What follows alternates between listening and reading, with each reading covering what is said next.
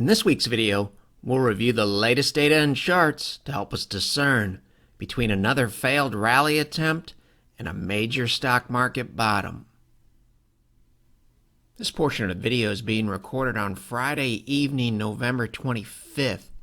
During Friday's shortened session in the United States, the S&P 500 was basically flat. It dropped 1 point and closed at 40.26. Thus, there was no need to update charts as of Wednesday's close because there were minimal changes on Friday and the stock market was closed on Thursday. We'll talk about this chart later in the video. This is the S&P 500 index. We'll review similar charts for the S&P 500 futures and for the Dow Jones Industrial Average later. Did get a 913 on the daily chart of the S&P 500 as of the close on Friday. And thus far, daily momentum down here, the stochastic has not rolled over. From a bearish perspective, this would be the more concerning look over here. This is a weekly cloud chart for the S&P 500 index as of Wednesday's close, the day before Thanksgiving. These are volume-weighted average price lines. Here, the October low in 2022, can trace that back to the low here, Christmas Eve 2018, and that prior high, Q4 of 2018. And maybe more importantly in the present day, these lines here above price represent overhead supply. You can think of it this way psychologically. Relative to the average buy from this point here all the way up into here and into here, if price gets back into these areas here, all of these buyers from this point here into this region here have a decision to make. If they think this is a new bull market, there's really no reason for them to sell if price comes up here. If they're skeptical and they believe this is a countertrend rally, this would give them a chance, for the most part, on average, to get out at a much better price level relative to their original entry point. And as we mentioned in past videos, the top of the cloud here, especially a horizontal line like this, represents strong potential resistance. It sits at approximately 42.27 on the S&P 500 index. This band of volume-weighted average price lines starts around 40.65 here and tops out around 42.35 up here. Thus, we'll learn something either way about this move. Is this a low, a counter-trend move within the context of an existing downtrend, or was this the low, with all levels of potential or possible resistance? If we can get out here, the longer we stay there, the more relevant it becomes. Why do we say that? Because you can get false breakouts, just as you can get false breakdowns here. This is a breakdown here below this level. Turned out, for the most part, to be a false breakdown, and guess what happened? We rallied sharply in the other direction. So the same thing hypothetically could happen here. You could clear all of these levels and then reverse sharply in this direction. Thus, the longer we can stay out here, if we get out here, the more relevant it becomes. This is the weekly chart here. If we look at the daily chart, we end up getting similar bands in terms of reference levels. This line here, volume-weighted average price, comes in at 42.36. The dotted red line is the 200-day simple moving average. And as of Wednesday's close, that sat at 40.60 approximately on the S&P 500. This 40.21 level, this R here, is pivot resistance, potential resistance. You can see on Wednesday we closed above that level. R2, or the second resistance level based on the pivot down here, comes in at 41.70. So in terms of volume-weighted average price, on the upper end, 42.36, this red line here talks about all of the buying that's taken place back to this level here. So anyone that bought in here walking forward, hypothetically, would have a decision to make if we get up here. Do I want to hold my positions because I think the market's going higher, or would I prefer to get out at a much more attractive level relative to this level down here? Breaking back above 38.05 was relevant. This is the volume-weighted average price all the way back to the COVID high here. If we're in a new bull market, we're going to get out here. If this is a counter-trend rally, for the most part, we're going to drop back below this green line most likely. Some other very, very relevant levels. If you've been watching price closely in the last 2 weeks, 40.20-ish and 40.29-ish have been very relevant. 2 weeks ago, we peaked out right around 40.29. On Wednesday, price had trouble clearing 40.29. Again, we closed at 40.27. We're above the 40.21, telling us the odds are pretty good relative to the shorter-term charts that the market may make a run at higher levels. These levels are based on fibs over here, based on the A to B move from this low to this high, the A to B move from this high to this low, and the A to B move from this high to this low. Thus, logically, if the fibs, or the retracements I should say, at 40.20 and 40.29 were relevant, it's possible the retracements that are above us at 41.46, 41.75, 41.93, 43.03, and even 43.22 could potentially be relevant in the coming weeks. At a minimum, they're good bull-bear reference points. This is daily stochastics down here in the bottom. It's a measure of momentum. You can see momentum as of Wednesday's close tells us to be open to the potential of additional upside. If we take on a look more like this here where we drop out, the odds of a reversal similar to the reversal that occurred here in mid-August would increase. Right now, as of Wednesday's close, we don't have that. And logically, the look of the daily chart ties in nicely with the weekly chart that we covered previously. You can see as of the close on Wednesday, we're right around that downward sloping 200 day. But this momentum here tells us we should be open to a push above the 200 day. It's probably a little more probable this time than it was here. Having said that, we're still near this 40.21 R1 here. And we are starting to get some DeMark daily exhaustion counts telling us that this uptrend could potentially be exhausted. Higher probability of a reversal here. This is a DeMark daily chart. We got our first 913 on Wednesday. You can see it's similar to this 913 down here. We got multiple 913 counts. There's 4 different primary counts for DeMark. Some of them were even a little better relative to this low here. But for the most part, the 9 and 13s were helpful near the October low. We're getting similar looks now. We're in the early stages. Could pick up more of the 9 and 13s in the next 2 to 3 sessions.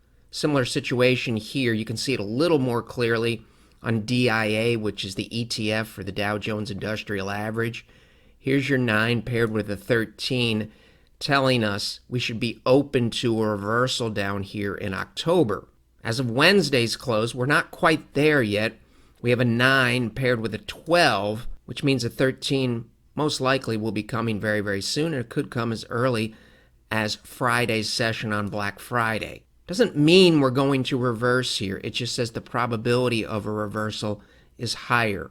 Very, very similar to any form of potential resistance. We'll learn something either way. If we blow through these 913s and negate them, then that leans bullish. This portion of the video is being recorded on Thanksgiving around 7:50 p.m. Eastern Time.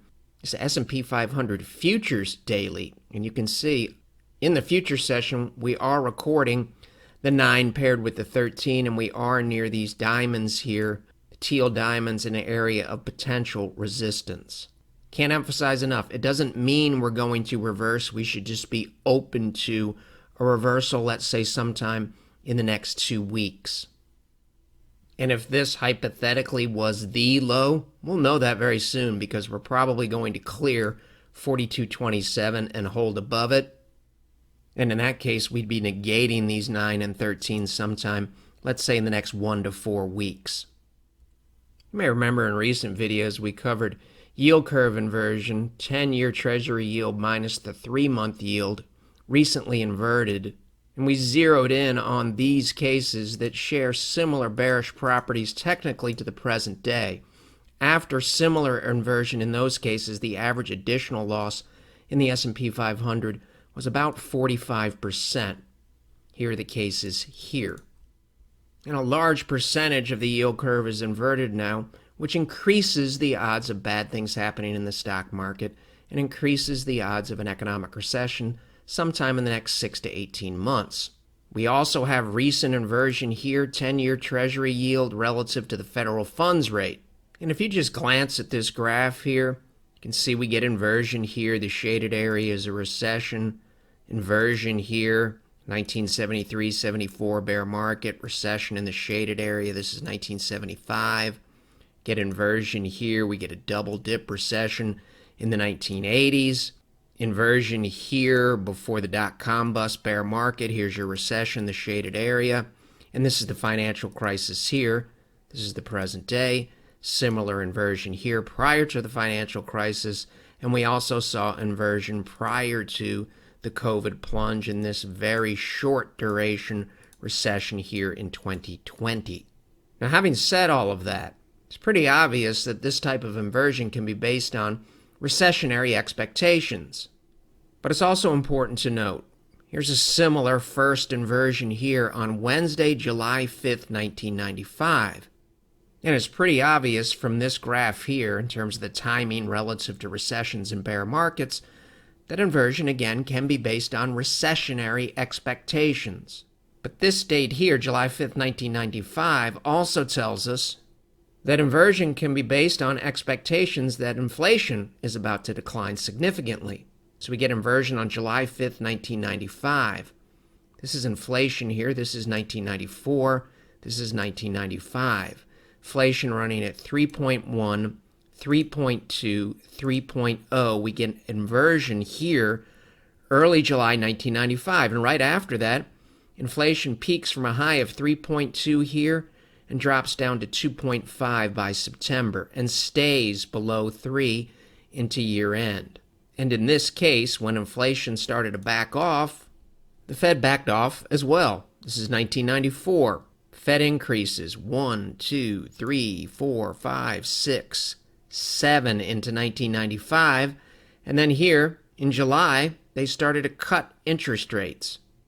Thus, in the present day, when we see a similar inversion relative to what happened in July of 1995, in terms of history, there's no question that it speaks to increasing odds of a recession and increasing odds that we're experiencing a countertrend in the stock market within the context of an existing downtrend.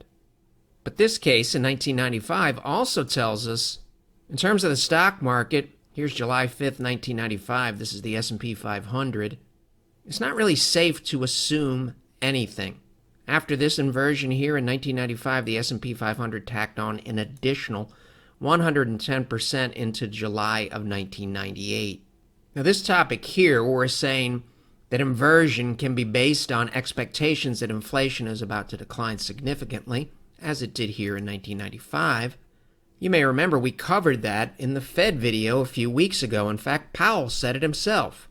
He said this type of inversion can also occur where markets are pricing in significant declines in inflation, simply helping us keep an open mind. It's best not to assume anything. Now, it also should be pointed out, this case here, is it really similar to the present day? If you know market history, the answer is no. The trends in 1994 and 1995 were much, much stronger than the present day, so you have a much better setup here in December of 1994 relative to the present day. And it's still fair to say, if we were to look at the weekly cloud in the 1973-74 bear market case, the dot-com bust bear market case, and the financial crisis case, 1973-74 bear market, we get the inversion here before the recession. Dot-com bust bear market, we see inversion before the recession and bear market. And the financial crisis bear market, we see inversion before the bear market and before the recession, inversion before COVID and the present day. If we compare the 1995 chart, the chart from the 1970s, dot-com bust, and financial crisis, to the same weekly cloud chart on November 23rd, it's probably fair to say the profile that we have in the present day looks a lot more like the extremely painful bear market cases relative to that very pleasant outcome case in the 1990s. It's still worth noting, inversion doesn't necessarily guarantee us anything relative to bearish outcomes, economically and relative to the market. Like everything else, it simply speaks to odds. And really what we're trying to do here, we're trying to find things that we can look for to discern between a counter-trend rally and a new bull market. And in the 1995 case, we could check every single one of these bullish cloud boxes. Green here above price, price above red, price here above red, blue above red. Here's blue crossing above red here early in 1995. Price crosses the cloud early in 1995, and the cloud shifts from red to green as the stock market rallies. You can see the shift here in Q1, Q2 of 1995. Thus, the market's profile was admittedly much more favorable than it is today. But this is still helpful because if the present day starts to morph into a look like this, then bullish odds will start to improve significantly. And all of these good things happen in all of these cases when the final low was in. Out here and out here. Similar situation here. There are still significant similarities between the charts in the present day and 1962.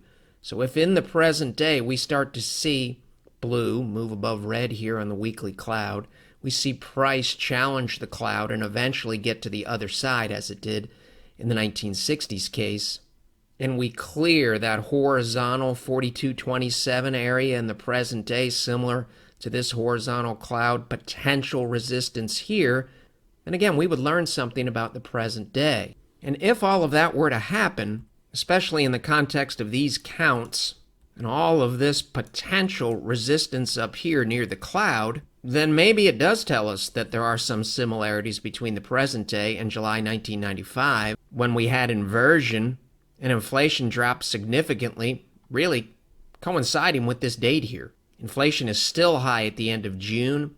It's July where it starts to drop significantly. To the present day chart on November 23rd, we have seen some improvement. Bullish odds increase when green is above price. You can see green above price now. That doesn't mean it's going to stay there, but this is observable improvement in the present day. Price above red. We also have that. Now, those are the easiest things. Those are the early signs. As of Wednesday's close, blue at the moment, it's not really close to clearing red, but that could change. Price is not particularly close to overtaking the cloud, but that could change in the next 3 weeks or so. It's up here at 4227-ish. And the cloud turning from green to red, that doesn't appear imminent either, but we could have said the same thing here on November 30th, 1962. So in the 1962 case, you can see blue turned up and crossed over red. So in the present day, if you're a bull, this is what you want to see. This is what it looks like on November 23rd. So the charts and the yield curve tell us we should respect significant downside, and we just have to trade the chart in front of us. Source of the chart here, this is economic data. This economic data also tells us we better be skeptical, at least from a weight of the evidence approach, about that 1995 case. This is the financial crisis here crossing below 50. This is COVID here, and this is the present day here where we came back up near the zero line, and at the moment we look like we're falling. So that looks quite a bit different than these other cases in here from 2010 up until the COVID plunge. So this look here would tend to align with something like this, an additional decline of, let's say, 40 some odd percent, at least historically, and it would tend to align with the inversion that we have in the present day relative to most of the cases here going back to 1962. NASDAQ weekly day before Thanksgiving close Wednesday, November 23rd. Bullish odds increase when green is above price. Don't have it. Bullish odds increase when price is above red. Don't have it. Bullish odds increase when blue is above red. Not even close. Bullish odds increase when price is above the cloud. Again, not even close. Bullish odds increase when the cloud turns from red to green. A lot of work to do here. Doesn't predict the future. This is just the chart in front of us. If the NASDAQ can clear the red line here, then the odds of making a run at the cloud would increase. It's a very, very noisy chart, but it's easy to understand. We'll walk through it slowly. This is the NASDAQ 100 relative to the S&P 500 up here. This is the look of the ratio as the market rallied from the June low this year into where the S&P 500 peaked in mid-August. So this is RSI down here. So this is the early stages of the rally. This is late May, this is early June. And if you remember and follow the markets closely, the rally really got started in earnest in early July, and then there was about a 6-week run into mid-August. So what happened here relative to the ratio was RSI cleared 50 once, twice, really 3 separate times, and that goes into early July. Right now, we've cleared it once, turning back up. You can see full stochastic here spent quite a bit of time above 50 before we started to take off in early July. So we had a tweet last week. What we have here is we're starting to take on a little bit of the look in here, this transition. It looks a little better than it did last week, but still not great. And here we broke this downward sloping trend line for the ratio in late May. We really haven't broken the trend line yet, so this is a much weaker attempt in its present form. But these improving momentum looks are telling us it's very possible that if this rally is going to continue and the S&P 500, let's say hypothetically, is going to make it to 4,100 or maybe all the way up to 4,300, most likely the NASDAQ is going to do better and the NASDAQ 100 will do better from a relative performance perspective. And most likely this ratio is going to break out. So this is an area to watch relative to the possibility of the current rally continuing. You can pause your video player here, but this is a rare look here. Dow Jones Composite Average. This is the 10-month moving average in blue, the 40-month in red. It's rare to close below an upward sloping 40-month and then retake it while the 10 is above the 40.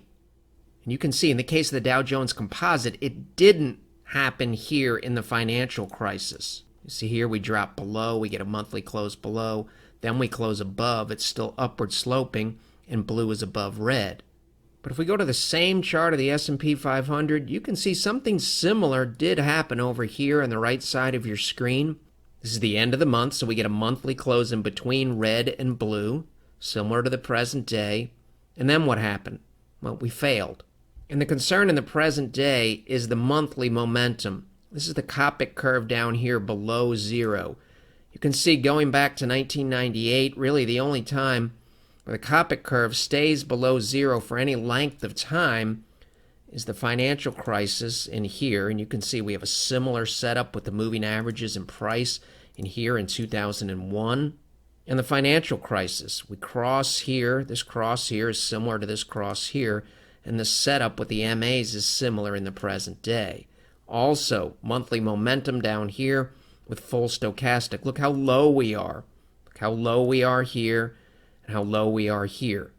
All of this looks different. This looks different from all of this in here, and it looks different from all of this in here, and it looks different from this. It looks most similar to this period in here or this period in here.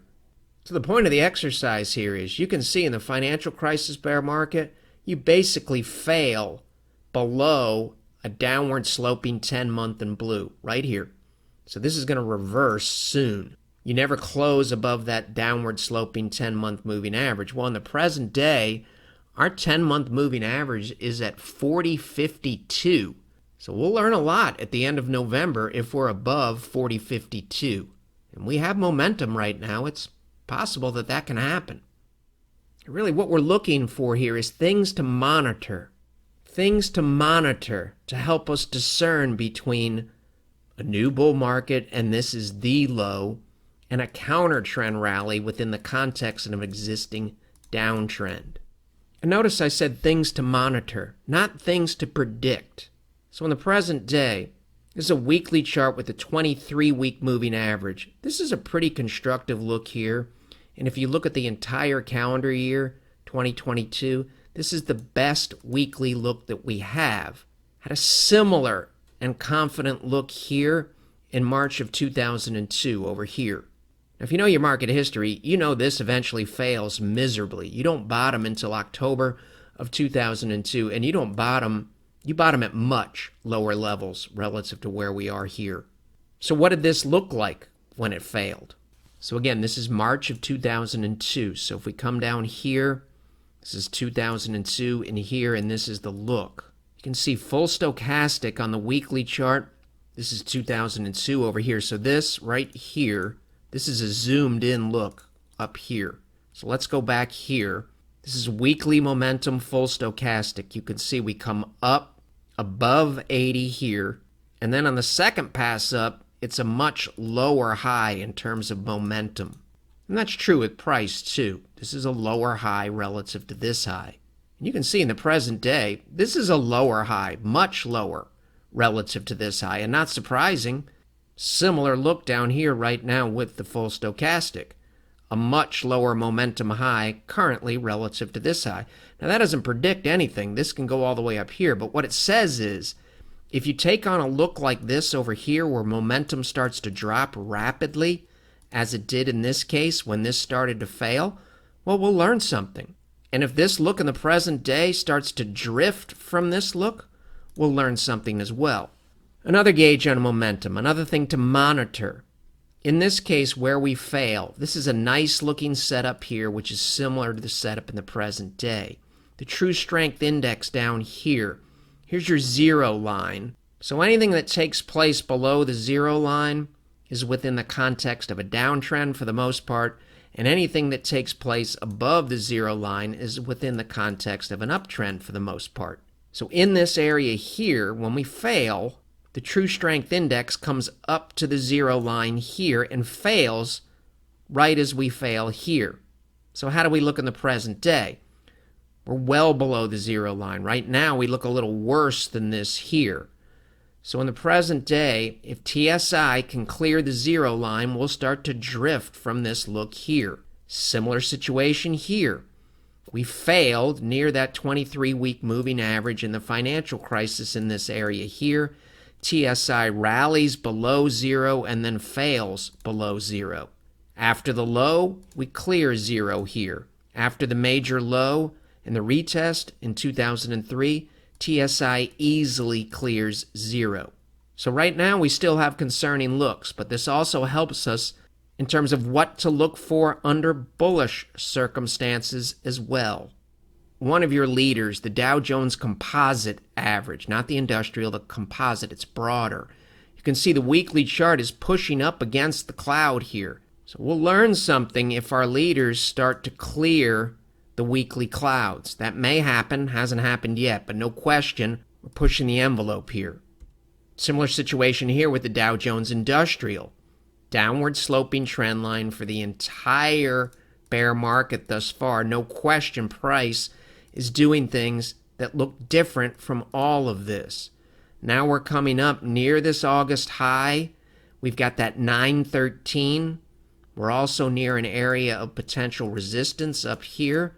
We'll learn something about the S&P 500 and the NASDAQ and the entire rally attempt off the October low relative to what our leaders do up here as well. This is Wednesday. The Dow is above the cloud here. Now, getting above the cloud doesn't really guarantee you anything, but the longer you stay above it, the more meaningful it becomes. You can see earlier in the year here, the Dow Jones Industrial Average was above the cloud, but it really couldn't move away from the cloud. The cloud acted almost as a magnet. Remember we said something similar with the 200-week moving averages? If we cluster around the 200 weeks and stay near the 200-week, then that's not as constructive as moving away. So if we blow through this and start to move away from the cloud, that's a lot more meaningful than this glue-type look here where the cloud is almost acting like Velcro.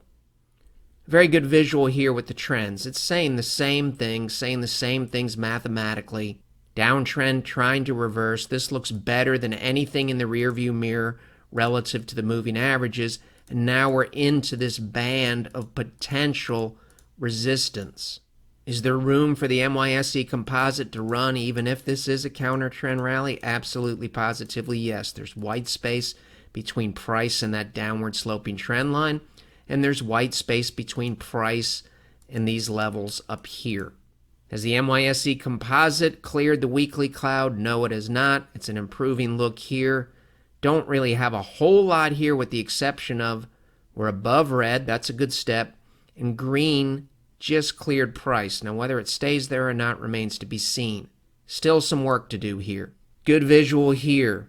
Volume by price. This is an easier move in here, so it's possible, very possible, that the S&P could come up to 4,200 up here and still fail. And if it wants to, come all the way up into this area here, closer to 4,300 and change. This would represent stronger resistance in here relative to where we are now. This would be an easier move from here to about here relative to trying to move higher in here. Again, looking for things that help us discern between a counter-trend rally within the context of an existing downtrend. This is a weekly chart of the S&P 500 in the dot-com bust bear market. This is the peak in the year 2000 in March. This is the low in October of 2002, and this is the retest S&P 500 March of 2003. The takeaway is, notice how price never really penetrates the cloud. It bumps up against the bottom portion of the cloud and fails. See all the white space between price and the cloud in the financial crisis bear market? This is an easier bear market. This is a harder bear market, more like what we're experiencing in the present day. If you're a stock market bull, you'd like to see RSI, weekly RSI, clear these levels in here in the 60s. This is the dot-com bust bear market. You can see we never clear the blue line. 2008, we never clear the blue line. Right now, we're still below the blue line, and this is a bear market type look. What we want to see here, we want to see that 30-week moving average turn up with price above it. The 30-week turn up with price above it. Right now, it's hard to say this looks that much different than this, with the exception of, you can see the 30-week moving average here getting a little bit more open to a turn. But our objective here is we're trying to look for things that would tell us this isn't a bear market anymore. The bear market here, the monthly cloud, you can see price. It's difficult for price to clear blue and red on the monthly cloud. Difficult for price to clear, especially for any length of time. Going above it for short periods of time, yes, it did that. But we never really get out here, and we never really get out here. Starting to bump up against blue and red here. So if really bad things are going to happen, we should look more like this point here and more like this point here. If really good things are going to happen, we should look more like this point down here. We'll learn something either way. 3 or 4 weeks ago, very, very easy to say the answer to all 4 of these questions is a definitive no. It's not nearly as easy in the present day. And that's why we're trying to discern using data. What to look for and what to monitor to discern between a counter-trend rally and a new bull market. The VIX has been very, very tame. If that changes, that would tell us something too in the coming weeks and months. The VIX was also very, very tame here in August, early September 2008, below 20, before it spiked. Not a prediction in any shape, form, or fashion, but a sleepy VIX in isolation really doesn't tell us much about the future. Relative to upside potential and downside potential, not much has changed in recent weeks. The base case remains that this is a counter-trend move within the context of an existing downtrend and/or existing bear market. That's the base case. We've covered numerous things that we can look for if we're going to have to adjust that base case. For example, price getting out into this area here and staying above this level for an extended period of time. Hypothetically, if the S&P 500 can't clear this band and/or can't hold above this portion of the weekly cloud, from a retracement perspective, if this is your A to B move, so this is the COVID low here, this is the high here earlier in January of this year, we held right around the 50% retracement level intraday near the October low down here, and the approximate 61.8% retracement of this A to B move is right in the neighborhood of 3,200. That's still a valid level if this rally fails. And we know from a historical perspective, if we look at all bear markets going back to 1929, the average drawdown in those bear markets would take us hypothetically somewhere in the neighborhood of 3,200.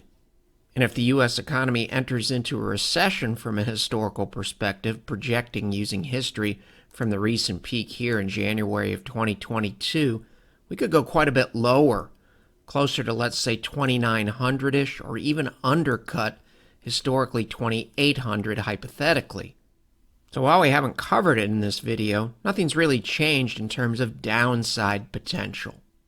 Some things to keep in mind heading into next week: James Bullard on Monday, November 28th. On Wednesday, November 30th, Chairman Powell, 1:30 p.m. Eastern Time.